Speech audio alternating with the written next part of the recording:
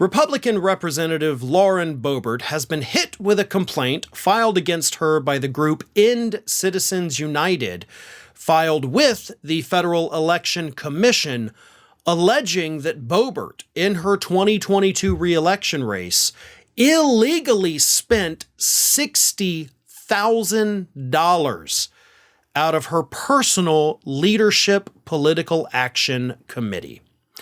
This money, according to the complaint, was used for text messages and robocalls, basically a get out the vote effort, which there's nothing illegal about that, as long as you're not giving out incorrect information about when and where to vote, which she wasn't as far as we know.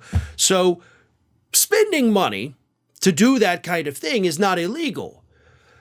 What is illegal is using your personal leadership PAC to give your campaign more than the legally allowed $5,000, even if it's a in-kind campaign contribution, which is what End Citizens United is alleging this expenditure should be considered.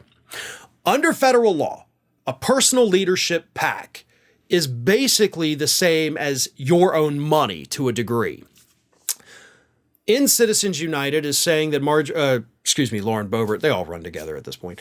Lauren Bobert was basically using this PAC as her own personal piggy bank. Some of that's allowed, some of it's not. But when she used it to help her campaign, then it becomes a campaign contribution. Even if you're only spending it to help your campaign and not physically giving the cash, that's an in-kind campaign contribution. And I'm sure everybody is very well versed at this point on in-kind campaign contributions, because that is pretty much what got Michael Cohen sent to prison in New York, and what Donald Trump was recently indicted as part of. So Lauren Bobert is now basically being accused of doing the same thing. I mean, obviously she wasn't paying hush money to somebody, but she was using money illegally spent over the legal amount, which the legal amount is $5,000. She spent $60,000 and did not report it on her campaign filings. Obviously, this is not the first time that Lauren Boebert's campaign finance expenditures have become an issue for her. There was at one point a federal investigation into her alleged misuse of campaign funds. Part of that investigation was looking into the 8,712 miles that she reimbursed herself for during her first campaign, to the tune of $22,000, which also just happens to be the exact amount that her restaurant needed in order to remain open and pay their bills. And immediately after she got that reimbursement, the restaurant made the payment on the, I think, $21,000 that they owed. So, I mean, look, obviously we can't say that something definitely happened, but it sure as hell looks like something happened with that, and she found a way to save her restaurant, at least for a while. And it's weird too, because if you look up like what happened in that investigation, there's nothing. Like, there's nothing. There's no resolution. There's no, we determined nothing happened. Like, that investigation just straight up disappeared. So we don't even know.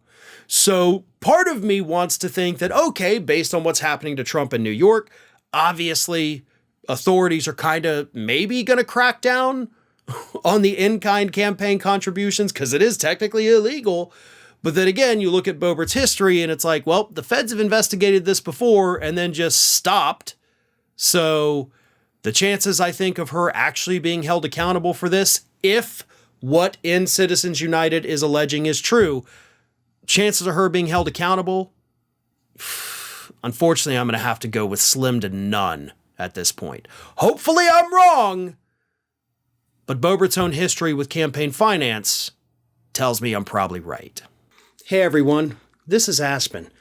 And did you know that for the low cost of $0 per day, you can subscribe to the Fair and Balanced YouTube channel?